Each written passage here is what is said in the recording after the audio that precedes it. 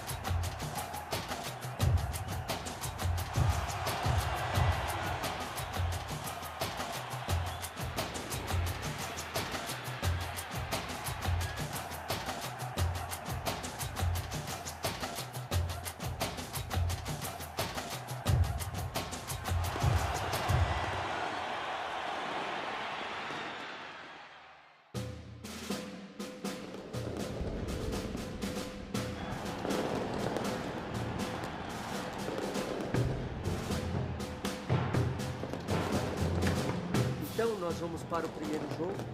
O Vaguinho e o Romeu estavam suspensos. Então jogou o Basílio de 7. Você vai jogar na lateral direita. Aí eu falei assim, lateral? Você tá louco. Você vai sacar o Zé Maria? Você tá louco. Os caras arrebentam isso daqui. Ele falou assim, não. Deixa eu explicar pra você. O caso é o seguinte, o forte da Ponte Preta são as duas alas. Do lado esquerdo não tem problema que vai jogar o Adãozinho, porque o Romeu estava cumprindo suspensão, ele faz essa função. E do lado de cá nós não temos ninguém, foi escolhido você. Eu falei, tudo bem. Com o Adãozinho fechando a passagem dele aqui e o Basílio fechando a passagem, nós matamos metade do time da Ponte Preta.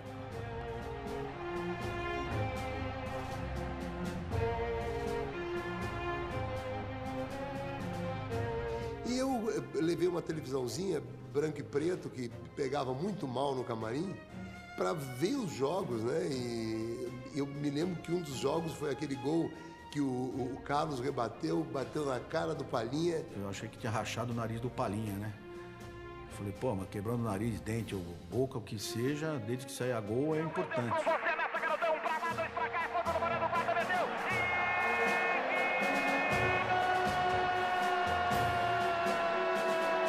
E nesse momento eu tava no camarim, né? Aí veio o contra-regra e falou, fala mais baixo, o Meló, grita mais baixo, porque eu dei um grito de gol e tal.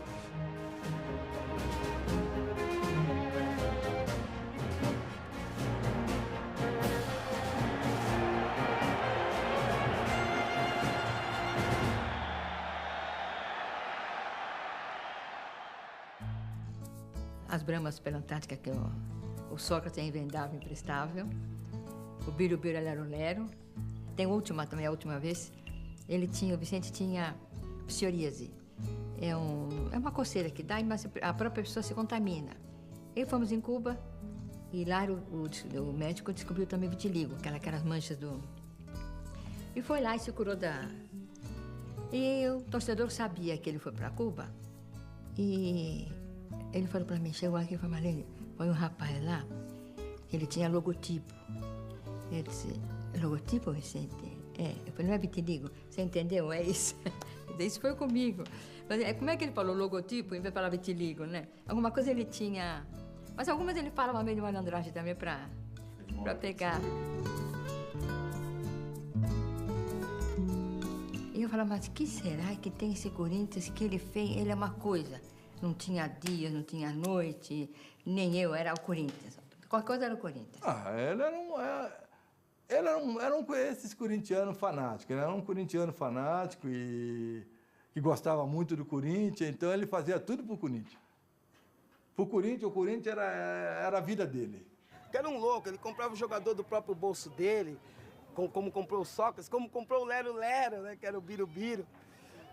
Matheus foi uma das pessoas mais sérias que eu conheci na vida, quer dizer, como em relação profissional, né?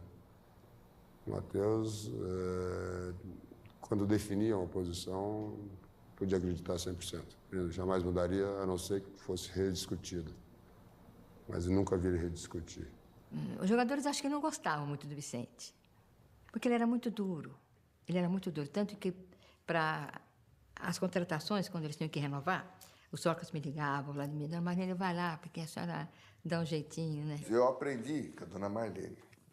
Dona Marlene que falava, ó, vocês têm que pegar o Vicente, tem que pôr um em cada ponta, um fica no meio, porque se vocês deixarem pensar, ele dá um nó, ele toma o bicho de vocês. Quem passava apertado eram os jogadores, porque para renovar contrato não era fácil.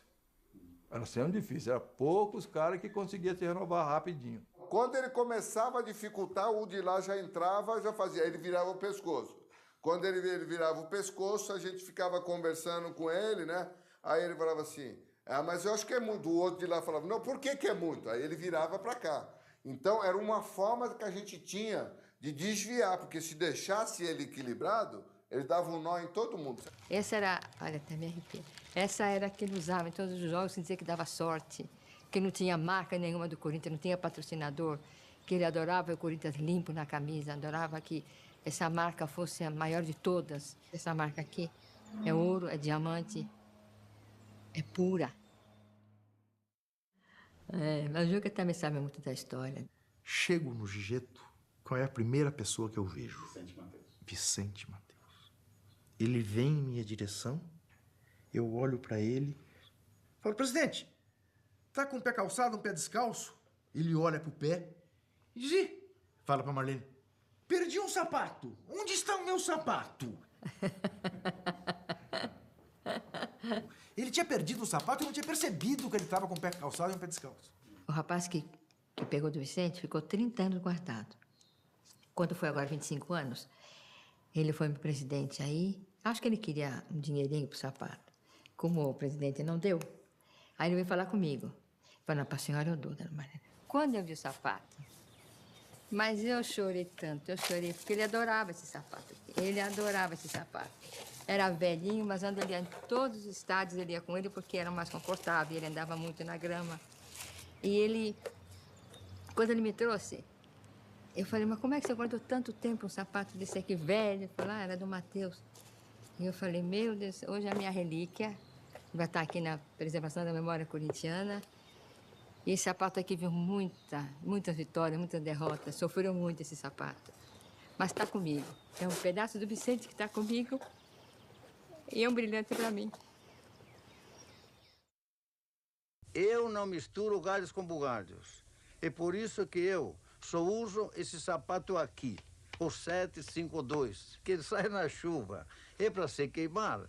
E quem sai de 752 não molha o pé. Ele é resistente, é confortável, bom para corintiano, rubro-negro, alviverde e tricolor. 752 da Vulcobras. 7 de ponta direita, 5 em meio de campo e 2 de lateral.